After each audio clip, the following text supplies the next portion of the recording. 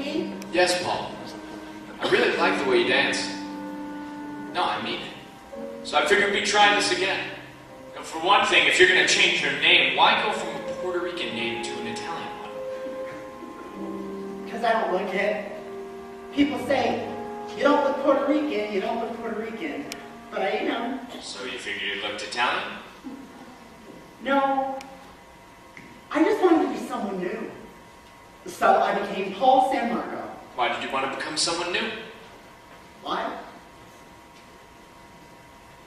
I'm not exactly proud of my past. Who is? But that's what the word means, Paul. Past. Listen, that might be easy for you to Look, say, hey, wait. What made you start dancing? Your parents? No. What do Puerto Ricans know about theater?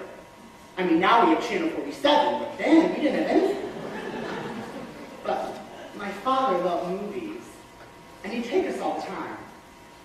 He worked nights, and he'd come home and take us down to 42nd Street, and we'd come out of one movie and go into another and another movie. I don't know why, but I love musicals. How old were you? 7 or 8. On 42nd Street? Yeah, it was a trip. Go on. I'd have to move down front because I couldn't see. I wear contact lenses now. I'd move down front, and these strange men would come and sit beside me and play with me. And I never told anyone because I guess it didn't matter. Why didn't it matter? Why?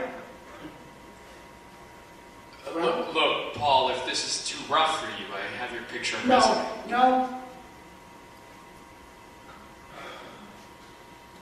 Okay.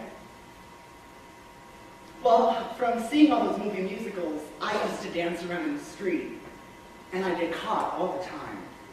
God, it was so embarrassing. I was always being Sid Charisse. Always. Which I never really understood because I always wanted to be an actor. I mean, I really wanted to perform. Once, my cousin said to me, "You'll never be an actor." And I knew she was saying this because I was such a sissy.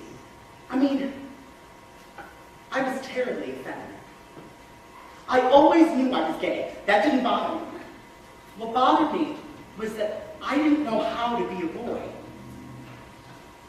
Once, I looked at myself in the mirror and I said, "You're 14 years old and you're a faggot. What are you going to do with your life?" Well, by that time, I was in Cardinal Hayes High School, and there were 3,000 boys there. I had no protection anymore. No homeroom where I could be charming and funny with the tough guys so that they could fight my battles for me, like when I went to small schools. I liked school. But after a while, my grades got so bad. I mean, even if I knew the answers to questions, I wouldn't raise my hand because I was afraid they would laugh at me. They'd even whistle at me in the halls. It was awful. Just awful. Finally, I went to the principal and I said, "I'm a homosexual." Well, it was a Catholic high school, and at the age of 15, you just didn't say that. And he said, "Would you like to see a psychologist?" And I did. And he said, "I think you're very well adjusted for your age, and I think you should quit school." So I did. But I really didn't want to. I just couldn't take it anymore. See, when I quit school, what I was trying to do was figure out who I was and how to be a man. You know, there are a lot of people in this world who don't know how to be men. And since then, I found out that I am one. I was looking for the wrong thing. I was trying to learn how to be butch. Anyway, I started hanging around 72nd Street, meeting all of these really strange people. Just trying to make friends that were like me, so that I could understand what it was that I was. Somebody told me they were looking for male dancers down at the Jukebox Review. You know, the drag show. Now, from all those years of pretending I was Sid Charisse, I had this fabulous extension. I mean, I could turn anything. My first audition. And they say to me, "You're too short to be a boy. Would you like to be a pony?" I said, "What's that?" They said, "A girl."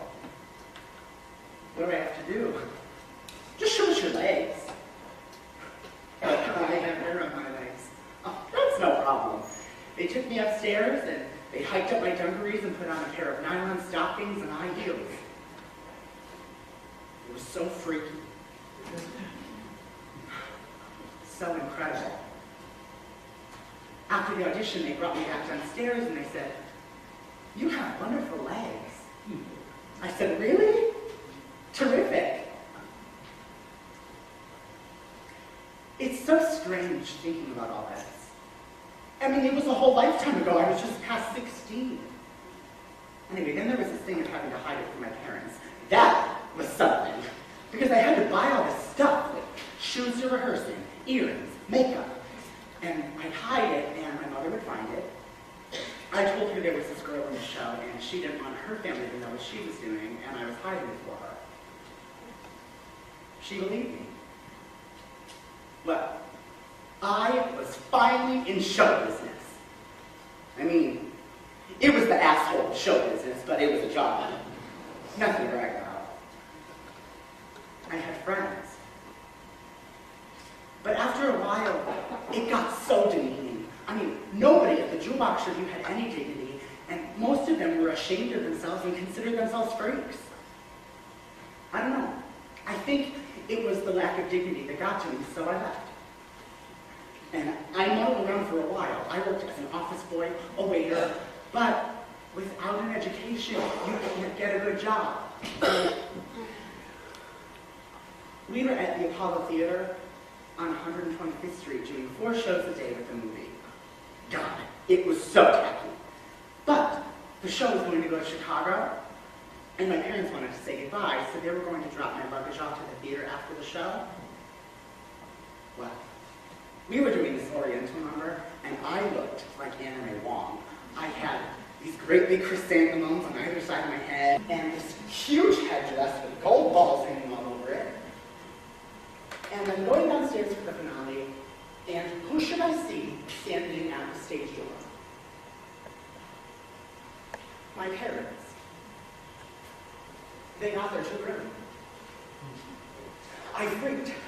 I didn't know what to do, so I thought, okay, I will just walk quickly past them like all the others, and they'll never recognize me. So I took a deep breath and headed down the stairs. And just as I passed my mother, I heard her say, "Oh my God." Well, I died. But what could I do? You know, I had to go on for the finale, so I just kept going. And after I got back to my dressing room and finished dressing and taking off all my makeup, I went back downstairs, and there they were, standing in the middle of all of these people. And all they said to me was, "Please write, make sure you eat, and take care of yourself." And just as my parents were about to leave, my father turned to the producer and he said, "Take care of my son."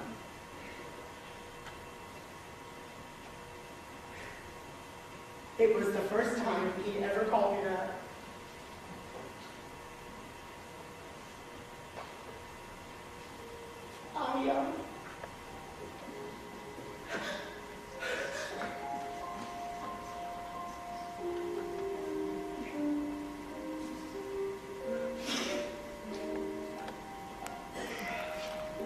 Zach, are you ready for them yet?